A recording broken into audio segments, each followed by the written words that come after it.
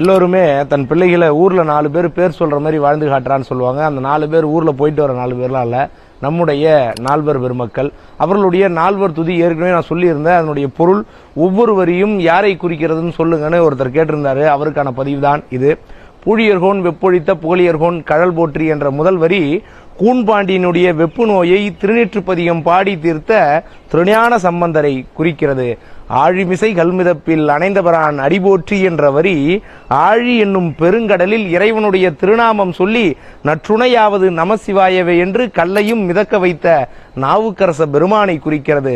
வாழி திருநாவல்லூர் வந்தொண்டர் பதம் போற்றி இறைவனுடைய நண்பராக இருந்து கடுமையாக இறைவனோடு வாதம் செய்து வன்தொண்டர் என்று அழைக்கப்படுகின்ற சுந்தரமூர்த்தி சுவாமிகளை குறிக்கிறது. ஊழிமலி திருவாத ஊரார் திருத்தால் போற்றி போற்றி என்ற வரி திருவாத ஊராரான மாணிக்க வாசக பெருமானை குறிக்கிறது. தினமும் அவர்கள் முன்பு நின்று இந்த நால்வர் துதியை பாடுங்கள், இவன் ஒரு நல்ல மனிதனாக வாழ்ந்து கொண்டிருக்கிறான் என்று மேலிருந்து அந்த நால்வரும் நம்மை போற்ற வேண்டும். அதுதான் 4 பேர் நல்ல விதமா சொல்ற மாதிரி வாழ்ந்து காட்டுடா. நன்றி, வணக்கம்.